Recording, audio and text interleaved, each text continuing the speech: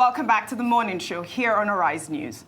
Joining us now is Sam Amadi, former chairman, Nigerian Electricity Regulatory Commission, the regulatory body of Nigeria's electric power industry, responsible for the formation and review of electricity tariffs, policies, and enforcement of standard operational practice.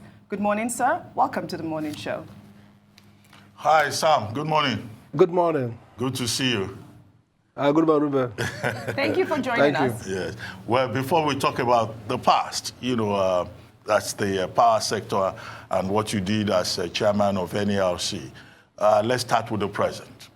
Recently, you ran you tried to become governor in your home state of Imo on the platform of the All Progressives Grand Alliance, APGA.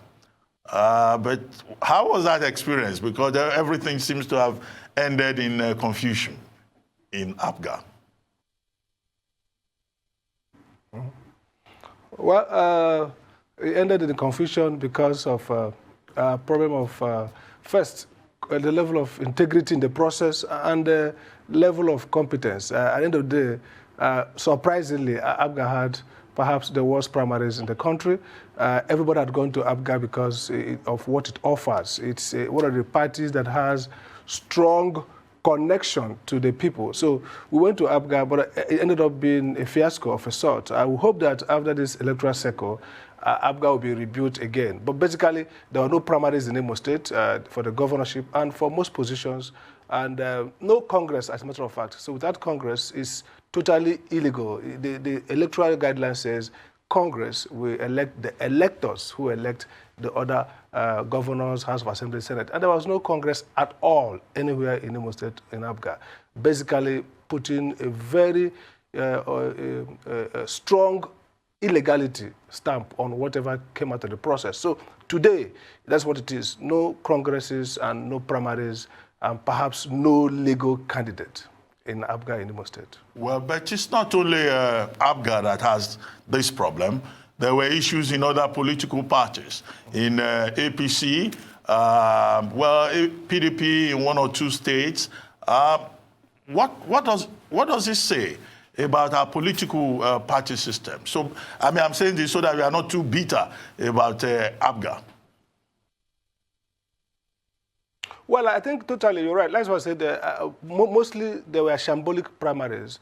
It says two things. One, it shows that we are not learning. We expect that with 2015, with the handover and the sense that democracy is consolidating, we had the first transition from a party in power to an opposition party. That, for many scholars, heralded a sense of deepening of democracy. But what we have seen so far is that we are perhaps going back.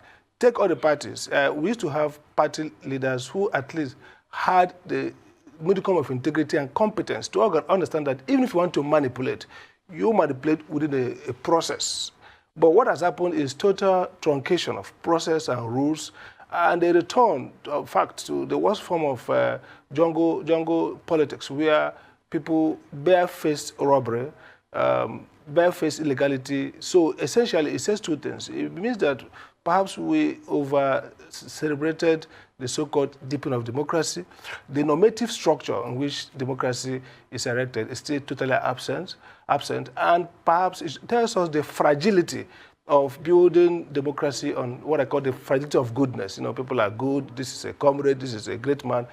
Essentially, if you don't go back to rule following, to institutionalizing process that are more sacrosanct than intentions, then we're going to perhaps see ourselves going far, far back. This is absolutely the worst primaries across parties that I've seen in the time I've been following politics, which is perhaps more than 4 electoral cycles. So this is the worst because we somehow went behind rules, went behind process, and created a sense of either human goodness or a personality cult, and it ended up the way it has ended up across parties, and that's something to worry for those who are looking forward to deepening of democracy in Nigeria as the flagship of African democracy. Well, we've had some guests on this program who insisted that that's how it happens in politics. That politics is about conflicts, it's about disagreements, and then, those conflicts and disagreements will be eventually resolved. In fact, Garuba Shehu was here. He said we shouldn't worry about whatever was going on in the APC, that in a matter of days we will see the same gladiators shaking hands and behaving like members of the same family. Do you share that kind of optimism, or you think that all of this that we have seen, defections, conflicts, disagreements, may have implications for the 2019 general elections? I don't agree. I think, yes, politics is the art of the possible. Politics is a management of conflict. But politics presupposes that conflicts are managed within stable institutions, within sacrosanct rules. So when politicians disagree about outcome, they're not totally throwing away the rules. If you're going to run a political process that has no respect for rules, for example, in Imo State, somebody came in 1 week to the primaries or two, and they became aspirant, which is fair. And then somehow, without going through, your rule says a Congress. We're not even saying it did not do a good Congress. Just like APC in many places. It's not about disagreement. It's not about management of conflict. And of course, the issue about private interest somehow being the end of politics. This is totally about a state of nature. It's about uprooting rules and processes, and therefore creating instability. Every form of conflict management proceeds from some stable presumptions of rules, of process. This is where we're going to. Then we disagree on how to get there. This is the rule that will determine who gets what, how. But then we manipulate, or we try to play the rules to our advantage. But this is basically an application of process and rules. So I don't agree. I think that what this means for us is that it poses great danger for not just the election in 2019, but governance post-2019, because these characters or actors who have thrown away caution, rules, morality, norms, are going to resurface after politics, and they're going to carry on managing public interests in this most, if you like, swashbuckling, avuncular, amoralistic process of determining who gets what, how. So it's going to be perhaps a dignified sense of rule of might, not of rules. I don't agree that politics has been played in the sense in which we've seen the primaries conducted across the parties. I don't think so. Well, let me ask you this question. I mean, you chose to seek office on the platform of APGA, but, you know, between 2011 and 2015, you were chairman NERC under a PDP-led government. Why APGA? Why not PDP? That's a good question. Why APGA? Two reasons. One is convenience. It's a case of looking at what's on the ground. Second is that when I saw the APGA manifesto, and it struck me that, and I wasn't surprised because I was told that the USAID rated and the Republican Institute rated APGA's manifesto in 2003 as the best. I saw an organic connection between politics and people. And interestingly, I come from the school of thought of Michael Okpara's economic program, which is the idea that development has to be people-oriented. So when we say in Carbon in APGA, APGA was the only party I saw. It had no structure, no rich men, but so much fervor and passion in the grassroots. Once you drive your car with an APGA flag, everybody, APGA, no structure. When I go to APGA meetings in rural areas, I see people who are almost poor, but I see a sense of, BK, this is our own, we can do it, sense of responsibility. So that's really what made me think that APGA is a platform, not just to win election in Imo, because APGA would have won, but for the mess they did, but also the platform that can recreate the Michael Okpara revolution that made Southeast the fastest growing economy in the world then. And of course, under Simon Bakwe. So APGA signaled for us a discontinuity with the politics of 419 that has been everybody must say, the politics of self-interest and the politics of lack of intellectualism. We thought that APGA would help us bring back that golden age. And don't forget, Professor Bumselo was the brain behind the APGA manifesto, and it captured a democratic socialist approach to governance. That's really what drew me to APGA. Well, when you first announced your intention to seek the office of Governor of Imo State, you talked about a new Imo agenda. Oh, that's correct, yes. You know, so... What's going on really with that agenda now? What's wrong? What's happening right now? Well, for me, if I get a question, well, for me, the idea behind our running is 2 points that we took very carefully. One is prosperity. And the idea is, if you look at Imo under Okpara, it was based on rural industrialization, which is the example that we saw from Southeast Asia, the idea of moving from agro-reform to manufacturing, and then to services, service sector. And the experience all over the world shows, if you don't do agro-reform, and if you don't create rural prosperity, you can't have sustainable economic takeoff. That's what we are learning. And so the idea behind the new IMO agenda is to push back resources to rural development, focus on cottage industries, and therefore create wealth, and then invest in education, which for us is a competitive advantage in IMO. But that advantage has not been commercialized. The idea is to commercialize knowledge, create a knowledge economy. Now, in the past, Mbakwe did a great deal trying to create industries everywhere. Since Mbakwe, we've seen serious Philistinism in governance, decentralization, and the idea of a new IMO for us was, why can't the professionals come back and take over governance? Not from elitist point of view, but the point of view that they can mobilize resources locally and advance the agenda. Now, I'm not in the game, but what I want to do is to continue to nurture my structure and to create a greater coalition post-2019. It's going to be, IMO will be a case of choosing from the worst. The best are no longer in the game. But we can mitigate those outcomes by creating a strong collegiate think tank that can help both to resist the kind of what you saw under Okorocha, the kind of ruthless facilitate a sense in which we can get back ideas back to governance. It doesn't have to be, if you lose the election, you're out of the game. No, I don't want to run again. Many new parties want me to run, but I don't think it's sustainable to run under a new party. It's better for me to utilize our legitimacy and the impact we have made to build a post-election think tank and watchdog for democracy in Imo State. That's really the agenda now for the new Imo movement. Pray as we await the 2019 and next electoral cycle. You know, but Governor Okorocha said that he has created a new IMO, correct? Sorry, I didn't get the question. Is that? I was saying to you that Governor Okorocha has said that he has created a new IMO. So what are you going to add to that? What do you say about that? If a new IMO already exists, and you are also still promoting the idea of a new IMO?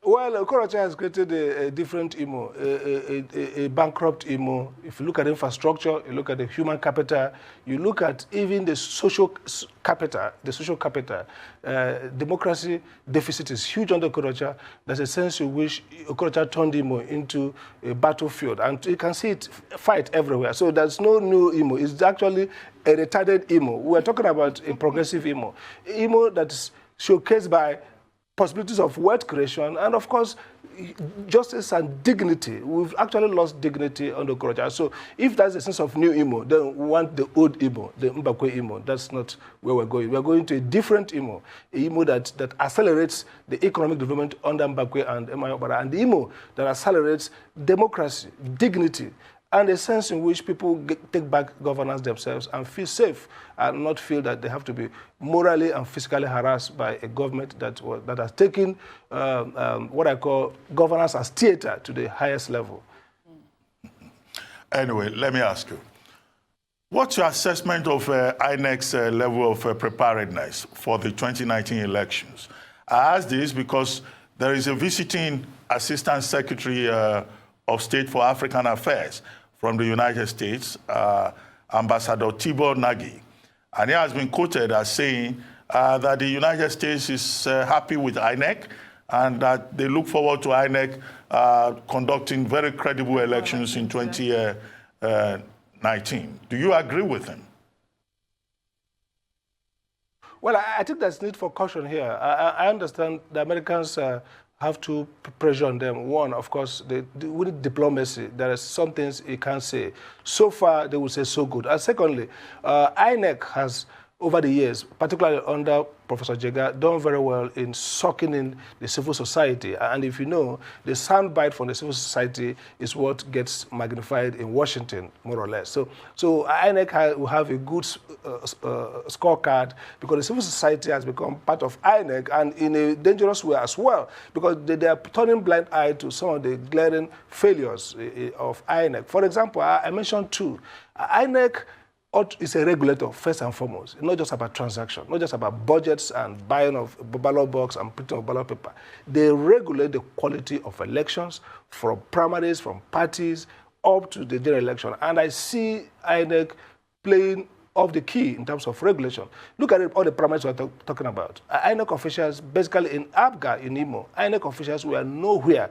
They were nowhere, they didn't attend. So we had that the resident electoral officer gave a report that there was no congresses and primaries in Imo. Now, that should have earned Imo State the Zamfara example. So INEC has not been consistent in wielding the big stick, and that's where we should signal, number one. Number two is that INEC has done nothing about the incidence of vote buying. I think it's not, it shouldn't be left to say that that's a private sector. It should be regulated. So INEC has not shown that level of capacity to not just protect process, but protect integrity and outcome of elections. We saw Osho and some of the issues. So my idea is that, yes, INEC has improved the administrative side of things. We see much more regular INEC. Elections perhaps happen, less delays, no issues of ballot boxes to arrive on time. They are mitigating, managing, reducing those administrative lapses, but the ethical lapses, the integrity, which defines regulation, is still not getting improved. So we will not let INEC off so easily. The U.S. government should put more pressure on INEC, not just to appear to be impartial, but also to appear to be robustly and fiercely independent and taking on, because in election management, you take on the big guy. That sends a signal. So INEC should be, I would say, more independent, courageous, and intrusive in ruling, in regulating the electoral process. And we've not got there. So I think the Americans shouldn't score INEC all clear. They should put an eye on INEC and ensure that INEC improves on integrity, on independence, and on effective regulation, and not just on transactions. Well, Sam Amadi, now let's talk about the power sector. I mean, you were chairman, CEO of the Nigerian Electricity Regulatory Commission. And it was under your watch that the Electric Power Sector Reform Act, the EPSRA, was operationalized, and the discourse emerged, the private sectors were brought in. And before you left office, you were very optimistic. In fact, you used to boast that the situation had improved, and you were very optimistic. But a few years down the line, the same old problems have re-emerged. What happened? Was it the problem of the quality of the reform process, or the subsequent management by the administration that followed? Well, I didn't hear much of it, but let me think. I guess right. The issue is the Nigeria perhaps got one thing right. They got right the idea of the Power Sector Reform Act, not 100%, but got it almost 80% right, which is to say that we need to liberalize, and we need to invite the private sector to come in. But there are always questions about 3 points. One is modeling, the other one is project management, and the other one is policy continuity. On modeling, we are almost right, but the assumption that the market will all the time, government failure creates markets intervention, but oftentimes it's a market failure. So in privatization, we had a market failure because when we wanted to privatize, not all the big players didn't want to come to the Nigerian market because of a history of policy reversal, a history of high risk. And we made do with those available, and they didn't have that capacity to drive expansion at the rate that the very good presidential roadmap expected. So that was gap number one. Gap number two is project management. You see, it's enough to get these policies, but how about implementation? Contract award, did we get it to the best guys who have the capacity to do things on time and turn in good result? I would argue that the major failure of power sector in Nigeria has been on implementation in terms of project management. We perhaps should borrow from Saudi Arabia, Chile, and other places who outsource these projects to well-known, established international firms and say, let us give us the power. And that's where I argue now that 15 years of the roadmap, of the policy, the National Electric Power Policy, it is time now for a major review.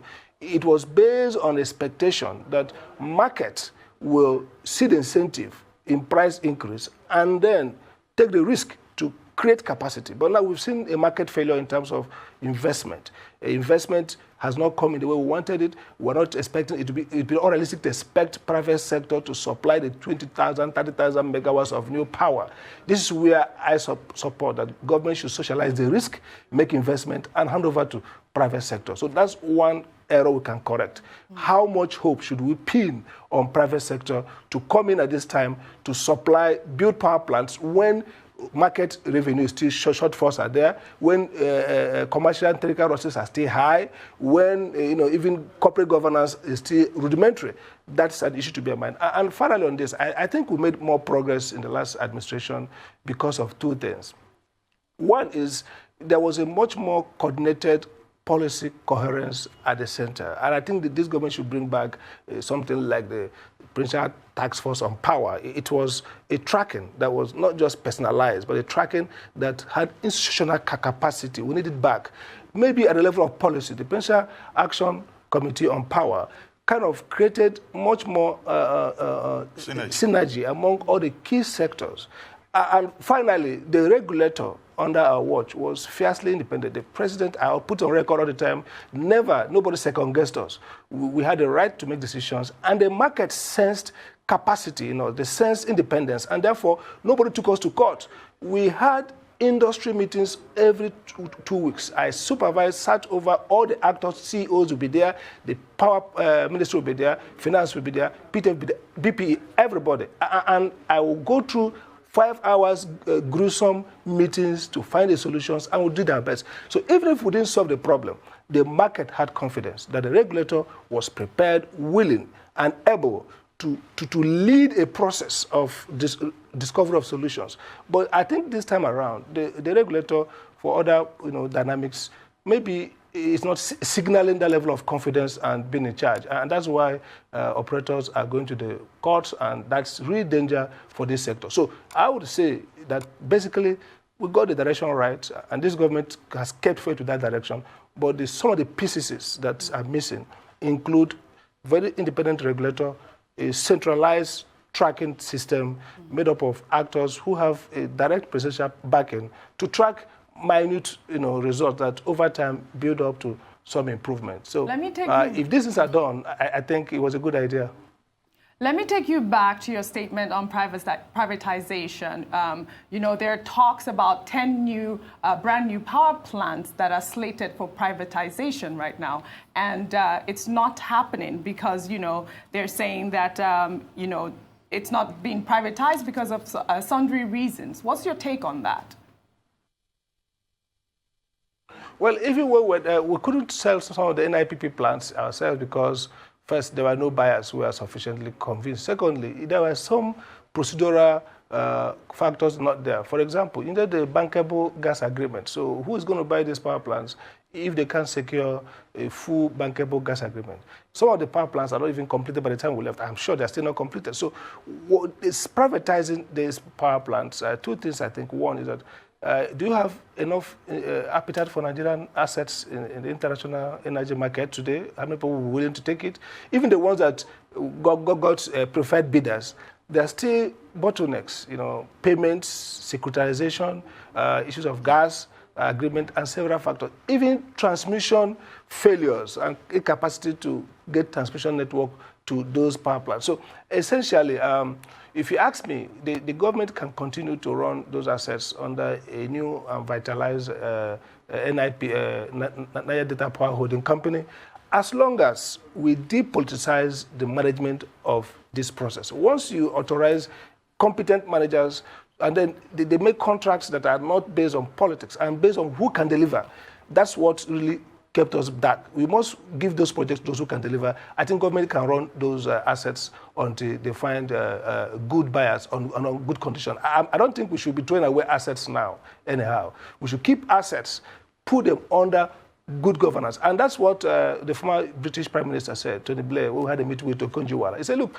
you can import finance skills, but you can't import good governance. We should learn to develop good governance, corporate governance, public sector governance, develop, improve, reform as a way of fast-tracking or facilitating performing public enterprises. This idea that once you don't want to solve your governance problem, you still want to have corruption, have nepotism and all those things, and somehow you just throw it out to private investors. Then you will throw out the whole government. I think we should keep some assets. Sam Amadi will soon let you go, but I would like you to comment on 3 quick issues at the center of the controversy between the Ministry of Power and the discourse. One is MITO. I mean, you introduced MITO, the multi-year tariff order. And, the discourse have been complaining about their inability, to really get this going so that they can get tariffs, higher tariffs. That's one. With the consumers protesting that they cannot even pay for power that is still not yet available. The second thing is the eligible customer regulation. I don't think that was under your watch. But again, this is a source of friction. You know what it means. I don't need to explain it. The third one, of course, has to do with this whole controversy about off-grid power and all of that. And then metering. Yeah, NERC under you talked a lot about metering, greater penetration, rural areas and all that. But all of that has not happened. What's really going on? What's your take on all of these issues? Well, okay, first, let's start with MITO. I think when I was next chairman, I did say something. You see, tariff making is both a science and an art. A science is that there are methodologies, and nobody can argue that the multi-year tariff order and the subsequent regulations I made, for example, the regulation on tariff setting, creates transparency around how you're going to set the price. But there are 2 issues. One, are those costs you are inputting proven and accurate? So the DISCOs and the GENCOs oftentimes says, for example, the technical and commercial losses we input, they disagree on their probative value. Say, look, these costs are depressed. This is not the real cost. That's number one. So once we agree on cost, the second is how much is the regulator willing to allow the customers to bear? This market is structured in a way that we had a 15-year tariff plan. What that means is that if this year's tariff does not give you full return, as long as the regulator guarantees through a methodology that those deficits, what we call deferred accounting, will be plugged back into the next year's recovery and gives a certainty, then it's okay. So first answer is the tariff framework as it is good enough to answer all the queries of the DISCOs and GENCOs. Second point is what is missing is confidence. If the operators don't have confidence that a regulator is managing the market under evidence-based process, that the regulator is strong enough to improve their recovery when the indices improve, that the regulator will beat back political pressure to stand for the market, then they will take those shortfalls because they know that those shortfalls will be taken in the next rebasing of the tariff. The third issue is that essentially the operators were supposed to be able to borrow and finance improvement and recover afterwards. But the Nigerian capital and money market is not in the capacity anymore to finance investment in this sector in the sense we want it. So we have investors who don't have the capacity to raise their own financing, and therefore they require that you make them whole immediately. And that gap that ought to exist between investment and recovery means that either the consumers will pay a higher tariff to guarantee short and medium-term recovery, and if they do that, then where is the power? So the regulator has a problem. He has to juggle well. He can't grant DISCOs and operators the kind of tariff they need because those tariffs are not aligned with the reality of quality of power. So I would argue that what we need is the regulator to come out strong and be open and be independent and give assurance to the market that these shortfalls will be recovered in time and keep to his word. This is important. But the second issue of eligible customer, when we were NERC, there were pressure to declare eligibility. In fact, the minister then did for some, and I nullified it because they were done irregularly. I think what's happening now is these eligibility declaration, are they timely? Are they done with all the procedural safeguards that the Act prescribes? The debate is that they were not done with an eye to deal with the obvious negative outcome of that regulation. And so I think this is where the regulator has come back, call a meeting, and redefine the regulation again to give more confidence. And finally, on metering, you see, the metering is a 10-ton gorilla. We could have metered everybody, but where is the money? Where is the capacity? Where is the logistic support to meter? If you want to meter, government should look beyond the market to meter the customers, because customers' recovery from the market cannot meter Nigerian customers within a reasonable time. And I think that's why the issue of MAP, the issue of CAPME that we did, the idea is to get revenue from the public to finance metering. Well, I think it's very unfortunate that 58 years later, we're still dealing with these basic issues in the electricity sector in Nigeria, in spite of the reforms. When I was little, they would say there's no light. And now, still, I'm older, there's still no light. There's problems with the electricity. What is really going on? Because, I mean, like our neighboring country, like Ghana seems to have their act right. What's really happening? Why can't we just mirror whatever it is that they have done and just bring it back here? I hear you speaking about metering, why you think it's difficult. Is it because of... I don't see the sense in what you have just said in terms of the metering not being possible. Well, maybe you should take the question again. I didn't hear you well. Okay. Go ahead. Well, I mean, she was saying, why are we here 58 years later?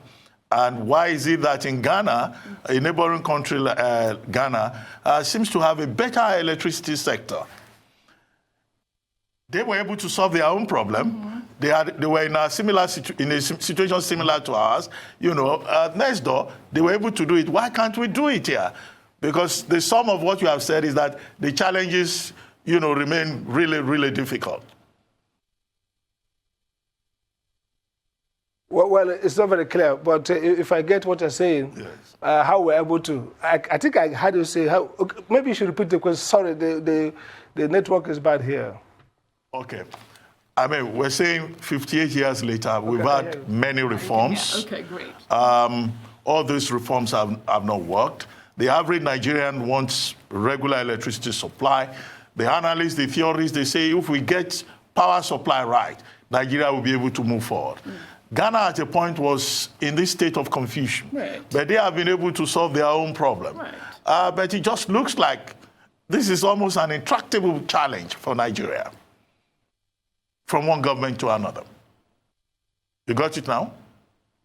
Well, I think the only thing I would say is, look, Nigerians should first realize that this problem is adaptive crisis. It's not a technical problem. So when a party comes and says, we're going to fix power in 3 months, 6 months, forget it. It's a problem that's adaptive. It requires both cultural, social, and institutional reform. And my first plea is, can we depoliticize power sector? Forget it, don't make it an election issue. Because it's this politicizing that creates the illusion that the solution is just change a few personnel.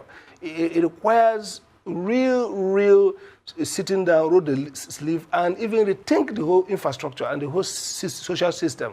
So first thing, what we've learned now is that when someone comes and say, I'm going to put power in 3 months, forget the person. This is a problem that defines our state of underdevelopment. This is a problem that defines our public sector incapacity. This is a problem that over years has built up. Before I came to NERC, there was no altered account of all the NEPA assets until 2012 when we did that.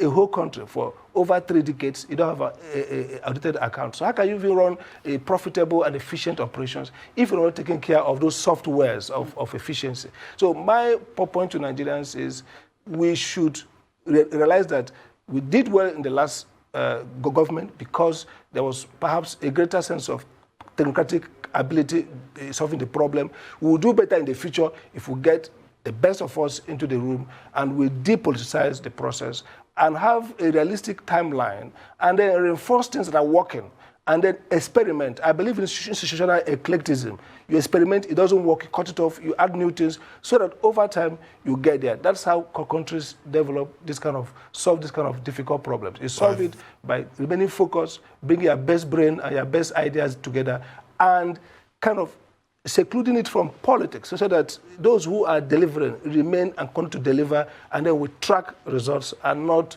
politicize the process. You just can't create power. As the minister says, there's no magic wand. I wish they knew that before they came. Yeah. Thank you very much, Sam Amadi. I mean, thank you really for coming to the morning show. We've had fun talking to you. Yes, and I share your optimism as well. Well, thank you so much. All right. Thank you. It's time now for a short break.